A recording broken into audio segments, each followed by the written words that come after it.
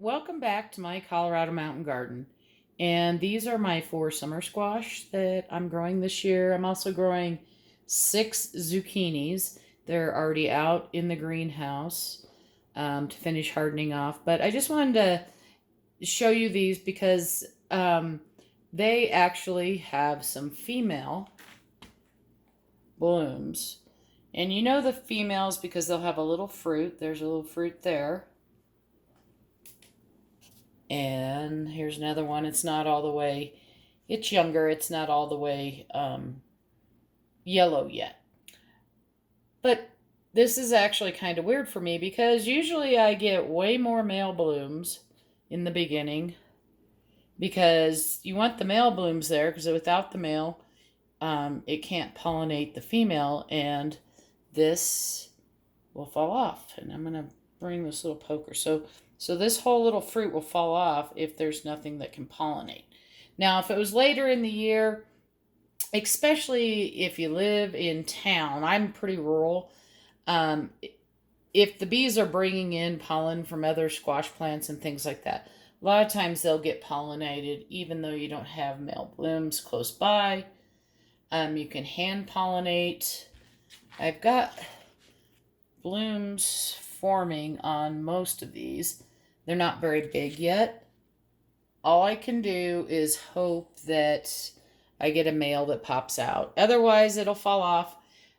For those new to gardening, you know, you might see that little yellow thing. You're thinking, ooh, I got a squash. But till it's pollinated, it's not going to grow. A lot of people say it's blossom end rot, and it's not. It just didn't get pollinated. So the other thing, when these go out into the beds, now I'm going to plant my hoop house first, which has my beans and cucumbers and stuff. These are going outside, so these will probably be Sunday. This leaf here, and all the lower leaves here, let me come over here. This one here. These are the cotyledons, and I'll cut after I plant the plant, and I'm going to go right at the soil depth. I'm going to cut those off. The plant doesn't need it anymore, and I don't want it sitting on top of the soil to bring up yucky stuff and get infected and things like that. But they're happy, they're healthy, and hopefully we'll have squash soon. But I hope this will help those people that don't really know that there's male and female blooms on a squash plant and many other plants. And just because you see that, if it doesn't get pollinated, it'll fall off. Don't think it's something that you're doing and start giving it a bunch of fertilizer and things like that. I did fertilize these before I'm sticking them back out into the greenhouse just so that they have a nice, good fertilizer so that when they go into the beds, they're happy. And again, the cotyledons will come off.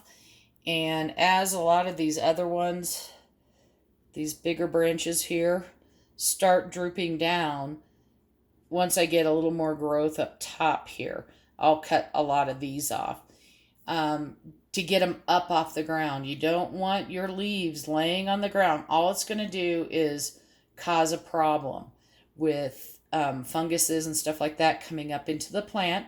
These will all be on dripper systems. I do not water from above because that helps with me not getting a bunch of powdery mildew, although I do get the powdery mildew every year. Right now you can see there's nothing on the leaves. And when I do, I treat with the amazing Dr. Zymes. There's other products out there you can use.